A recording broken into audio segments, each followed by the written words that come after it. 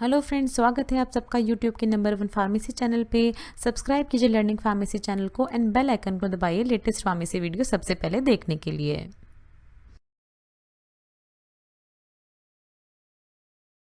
तो आज की इस वीडियो में हम कवर करेंगे biology questions for D pharma and B pharma entrance exams, जिसमें हम कौन कौन से क्वेश्चंस कवर करेंगे। एमसीक्यू कवर करेंगे from question number 31 to 40 with complete explanation. So the question is the enzyme that is necessary to bring about clotting of blood is। तो इसमें आपसे पूछा है इसमें से कौन सा एंजाइम है जिसकी वजह से क्लॉटिंग ऑफ ब्लड होता है। तो इसमें देखिए ऑप्शन दिया गया है thrombokinase, peptidase, lipase, amylase. Answer है इसका ऑप्शन ए, थ्रोम्बोकाइनेज एंजाइम की वजह से क्लॉटिंग जो है वो इनिशिएट होती है। देखिए ये पूरा आपको फ्लो डायग्राम के थ्रू समझाया गया है। Damage tissue and platelets release thrombokinase. तो देखिए ये जो थ्रोम्बोकाइनेज एंजाइम है ये रिलीज किया जाता है डैमेज टिश्यू, जब कहीं हमें चोट लगती है तो उसके रिस्पॉन्स में ये damage tissue and platelets release करते हैं thrombokinase enzyme.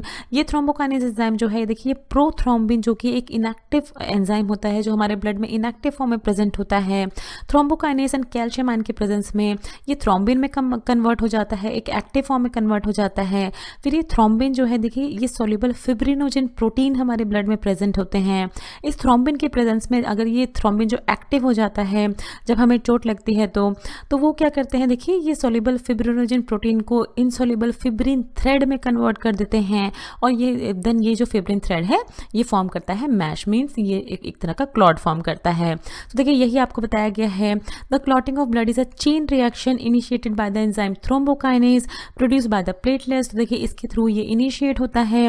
This cause prothrombin and calcium salt in plasma to join and produce thrombin. तो देखिए ये प्रोथ्रोम्बिन एंड कैल्शियम सॉल्ट जो है आपस में ज्वाइन करके थ्रोम्बिन फॉर्म करते हैं।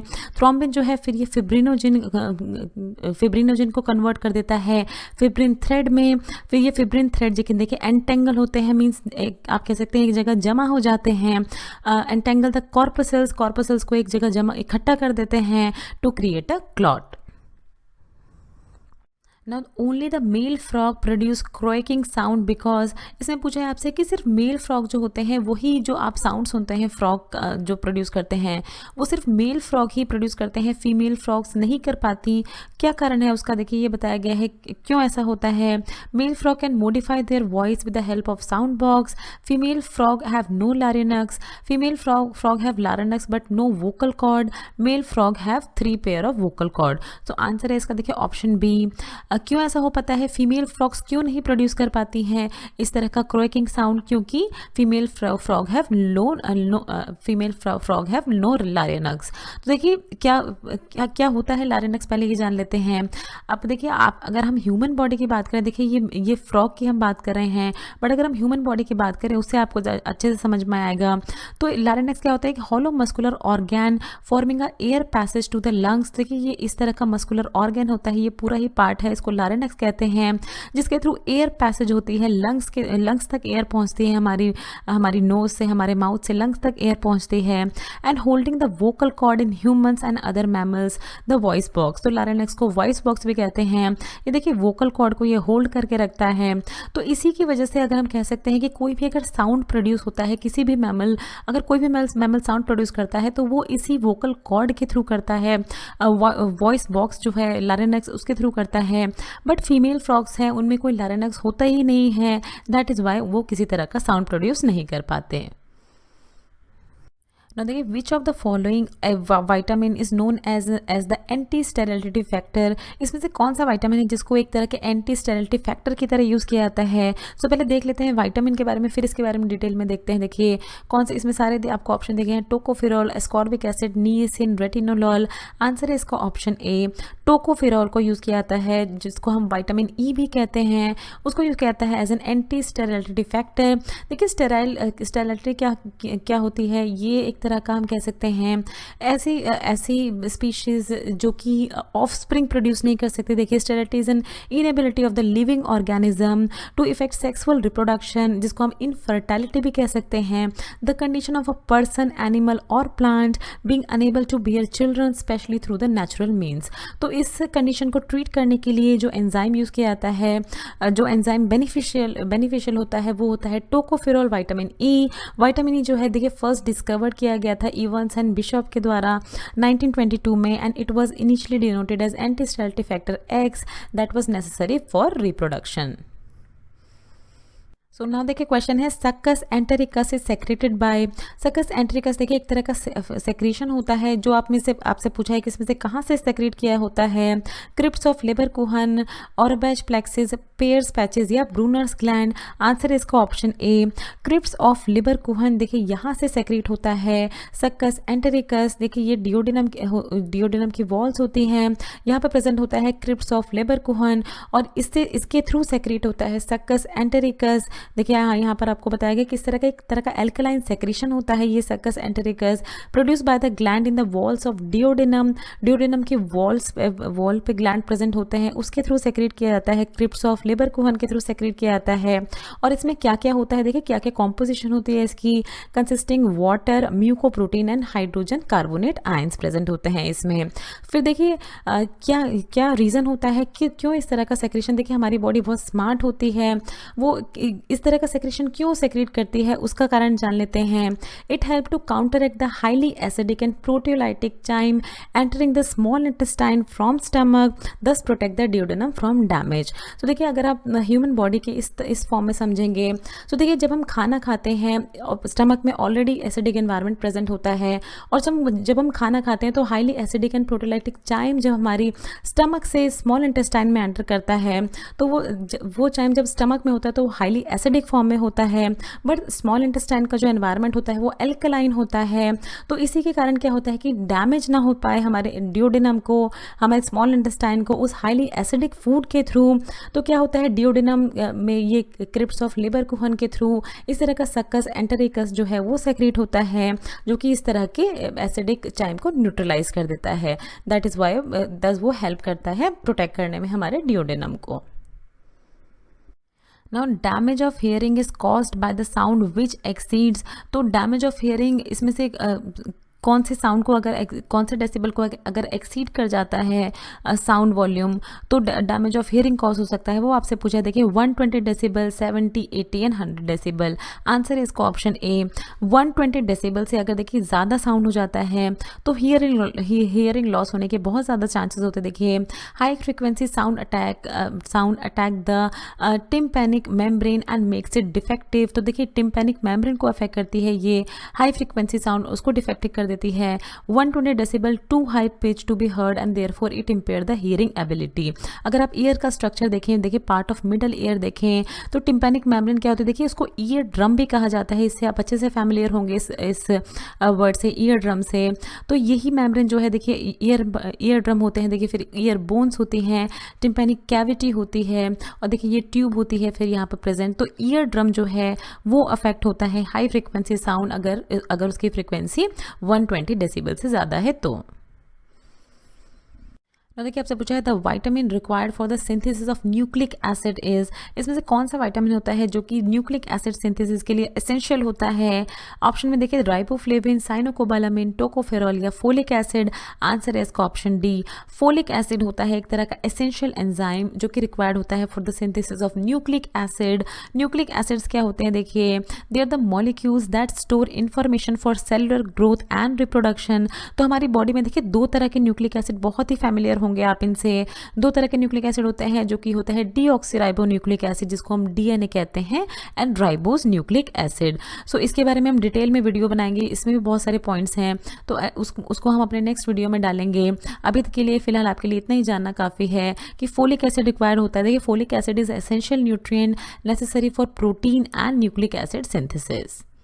तो देखिए most abundant tissue in the body, इसमें आपसे पूछा है कि सबसे ज़्यादा कौन सा टिश्यू इसमें बॉडी में हमारी प्रेजेंट होता है, मस्कुलर, एपिथेलियल, नर्वस या कनेक्टेड टिश्यू। आंसर है इसका ऑप्शन डी, कनेक्टेड टिश्यू हमारी बॉडी में सबसे ज़्यादा अमाउंट में प्रेजेंट होता है। तो देखिए 3 मेजर कॉम्पोनेंट होते हैं कनेक्टेड टिश्यू के, ground substance, extracellular fiber and cell. इस टॉपिक को हम अपने एनाटॉमी फिजियोलॉजी के चैप्टर के लेक्चर्स में अपलोड कर चुके हैं। तो अगर आप इसके बारे में जानना चाहते हैं तो वहाँ जाके प्लीज़ ज़रूर वीडियो देखें। हम यहाँ पर आई बटन पे क्लिक करेंगे आप, तो उसमें भी वो वीडियो हम अपलोड कर देंगे, उसको क्लिक करके भी आप देख सकते हैं। तो देखिए यहाँ ये अगर आप देखें तो ये कनेक्टेड टिश्यू का पूरा स्ट्रक्चर है। ये ग्राउंड सब्सटेंस प्रेजेंट होते हैं, देखिए यहाँ जो भी ये इस तरह के स्ट्रक्चर होते हैं इनको ग्राउंड सब्सटेंस कहते हैं। फिर देखिए एक्स्ट्रा सेलुलर फाइबर्स यहाँ प्रेजेंट होते हैं। ग्राउंड सब्सटेंस देखिए ये वाला जो ये एम्प्टी स्पेस होता है उसको ग्राउंड सब्सटेंस कहते हैं।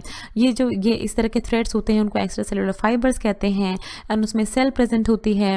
फिर found in between the other tissue everywhere in the body including the nervous system. तो देखिए ये हर जगह पाए जाते हैं कनेक्टिव टिश्यू, दैट्स वाई ये बहुत ज़्यादा अमाउंट में होते हैं। क्या फंक्शन होते हैं, देखिए बहुत सारे फंक्शन होते हैं इसमें, उसमें से कुछ फंक्शन हमने यहाँ लिखे हैं। Wrap around and cushion and protect organs, आप हमारी बॉडी के ऑर्गेन्स को प्रोटेक्ट करता है। न्यूट्रिएंट्स को स्टोर करके रखता है हमारी बॉडी में। Internal support of the organs देता है।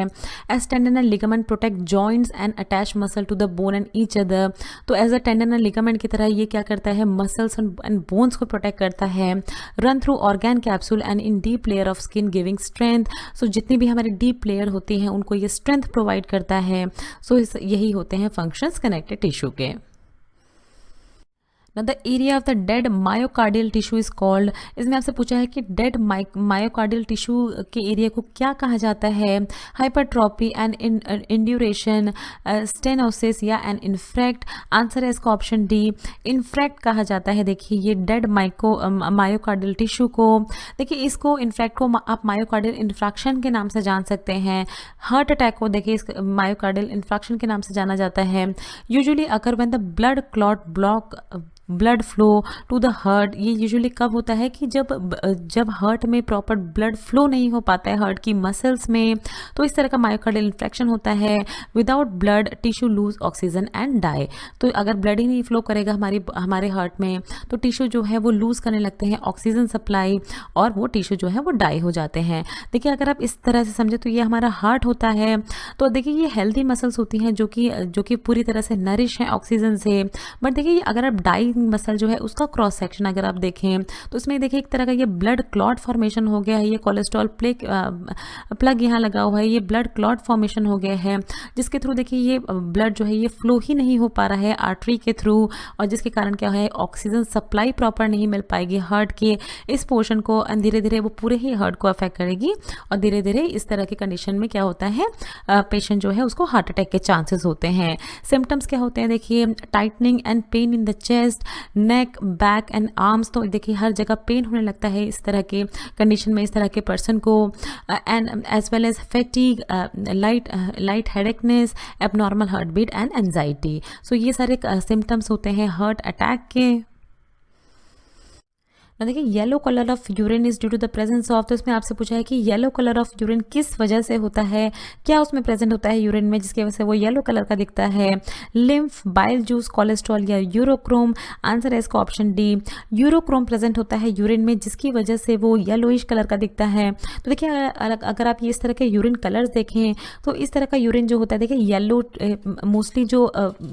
मोस्टली जो यूरिन हेल्दी यूरिन होते हैं, नॉर्मल यूरिन होते हैं, वो light yellow to amber colour के बीच में आते हैं, गुड की कैटेगरी में आते हैं। देखिए फिर ये फेयर इस तरह का यूरिन होता है, लाइटली डिहाइड्रेटेड। तो देखिए जैसे जैसे आप आगे बढ़ते जा रहे हैं तो डिहाइड्रेशन मीन्स यूरिन में वाटर का कंटेंट जो है वो घटता जा रहा है, और आप कह सकते हैं कि सॉल्यूट का वॉल्यूम जो है वो बढ़ता जा रहा है यूरिन में, तो इसका कलर जो है वो डार्कर होता जा रहा है। Generally the greater the solute volume the deeper is the colour. तो देखिए जितना ज़्यादा सॉल्यूट वॉल्यूम बढ़ता जाएगा, या हम कह सकते हैं जितना ज़्यादा वाटर कंटेंट डिक्रीज होता जाएगा उतना ही ज़्यादा यूरिन जो है उसका कलर जो है वो बढ़ता जाएगा, कलर जो है वो डार्कर शेड की तरफ जाता जाएगा। इसका एग्जांपल देख सकते हैं कि जब आप मॉर्निंग में यूरिनेट करते हैं उस टाइम पे क्या होता है कि आपकी बॉडी में वो यूरिन काफ़ी देर तक स्टोर रहता है, तो सॉल्यूट कंटेंट जो है उस यूरिन का बढ़ जाता है, वाटर कंटेंट घट जाता है। दैट इज़ वाई जो अर्ली मॉर्निंग के यूरिन होते हैं मोस्टली वो काफ़ी जो है वो डार्कर कलर के होते हैं, वो काफ़ी पेल कलर के होते हैं, तो उसका रीज़न यही होता है। देखिए क्वेश्चन है dicotyledon weeds are destroy by the chemical called. इसमें आपसे पूछा है कि डाइकोटिलेडन वीड्स को इनमें से किस तरह के केमिकल के थ्रू डिस्ट्रॉय किया जाता है। ऑप्शन में देखिए दिया गया है आपको 2,4 dichlorophenoxy acetic acid, indole acetic acid, abscisic acid या नेफ्थलीन एसिटिक एसिड। आंसर है इसका ऑप्शन ए 2,4 डाइक्लोरोफिनॉक्सी एसिटिक एसिड के थ्रू डिस्ट्रॉय किया जाता है डाइकोटिलेडन वीड्स को। तो देखिए थोड़ा सा जान लेते हैं कि मोनोकॉट्स एंड डाइकॉट्स में क्या डिफरेंस होता है। तो देखिए मोनोकॉट जो होते हैं उनमें 1 कॉटिलेडन इस तरह के देखिए 1 कॉटिलेडन प्रेजेंट होता है, जबकि डाइकॉट्स होते हैं उनमें इस तरह के 2 कॉटिलेडन्स प्रेजेंट होते हैं। मोनोकॉट जो होते हैं उसमें फ्लोरल पार्ट्स जो है वो 3 के देखिए इस तरह का पैटर्न होता है उनका। मीन्स देखिए ये 3 ब्राउन लीफ प्रेजेंट है एंड 3 येलो लीफ प्रेजेंट है, जबकि जो डाइकॉट्स होते हैं उसमें ये जो फ्लोरल पार्ट होते हैं वो 4 या 5 इन नंबर्स होते हैं।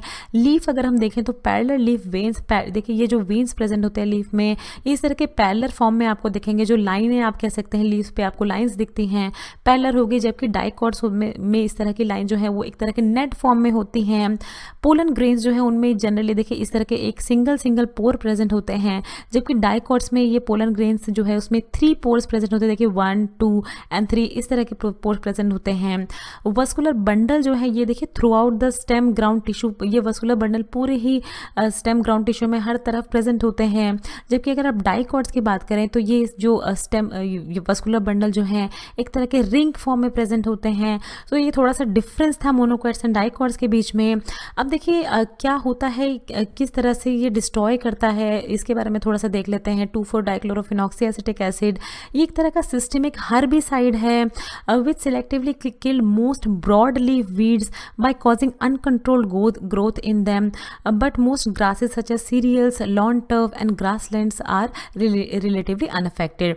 सो देखिए आपने देखा होगा कि कभी कभार आप कह सकते हैं कि कुछ अननेसेसरी जो इस तरह की वीड्स, अननेसेसरी प्लांट डेवलप हो जाते हैं कि जब हम किसी तरह का एग्रीकल्चर करते हैं या किसी तरह की फार्मिंग करते हैं, तो इस तरह के प्लांट डेवलप हो जाते हैं जो कि क्या होता है, जो मेन प्लांट होता है, मान लीजिए आपका मोटिव है कि आप किसी तरह का मेन प्लांट, कोई अच्छा सा प्लांट लगाना चाहते हैं, बट इस तरह के आप कह सकते हैं बहुत बार इनको कहा जाता है कि ये जंगली पौधे हैं, ये जब ग्रो हो जाते हैं तो उनको क्या है, ये अच्छा नहीं होता है जो मेन प्लांट होता है उसकी ग्रोथ के लिए।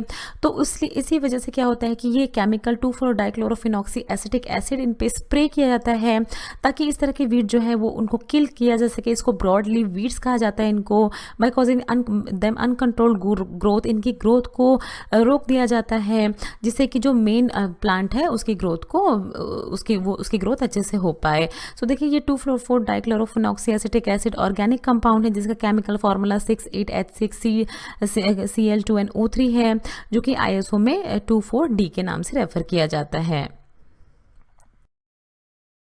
सो thanks for watching. Next video में हम कवर करेंगे biology questions for upcoming D pharma and B pharma entrance exam, जिसमें हम MCQ कवर करेंगे from question number 41 to 50। So friends, अगर आपको ये वीडियो अच्छा लगे तो इस वीडियो को जरूर लाइक कीजिए, शेयर कीजिए अपने फ्रेंड्स के साथ। अगर आप चैनल पर पहली बार आए हैं तो प्लीज़ चैनल को सब्सक्राइब कीजिए। वीडियो के नीचे रेड कलर का सब्सक्राइब बटन दिया होगा, उस पर क्लिक करके आप चैनल को सब्सक्राइब कर सकते हैं। अगर आपका कोई भी सवाल है तो नीचे दिए हुए कमेंट बॉक्स में आप हमसे कुछ भी पूछ सकते हैं। ये कुछ हमारे रिलेटेड वीडियोस के लिंक हैं जिन पे क्लिक करके आप उनको देख सकते हैं। दोस्तों, लर्निंग फार्मेसी पे आने के लिए और ये वीडियो देखने के लिए आपका बहुत बहुत शुक्रिया। मिलते हैं अगले वीडियो में।